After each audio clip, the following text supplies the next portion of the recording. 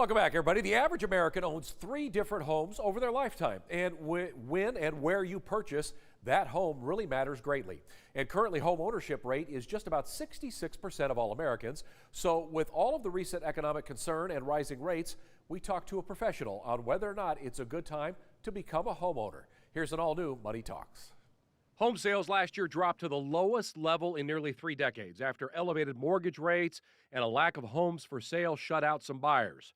Existing home sales slid 19% in 2023 from the prior year. Financial planner Rolandis Johnson says if you can, yes, you should. When you talk about the conversation of renting versus buying, it's you can make it simple or you can get really complex with it. I like to tell my clients, make sure you list out pros and cons. But to boil it all down to one deal, one dish here is, if you have the financial spectrum or wherewithal to gain the asset, as in buying, by all means, go for it. Renting can get a bad rap, of course, but if you're unsure about where you're going to be for the next 3 years, renting is still smart for multiple reasons.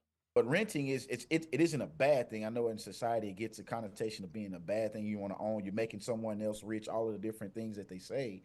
But there's a cost that comes with buying and home ownership, and that's one of the cons where in the renting world, all of your maintenance and all of those things are pretty much taken care of, rolled up into one cost. Where in the home, when you own your own home, those maintenance costs can get up there, especially if your insurance is insufficient. Rojo recommends writing down the pros and cons for your situation, and if it's a good time in your life, start building that wealth and equity.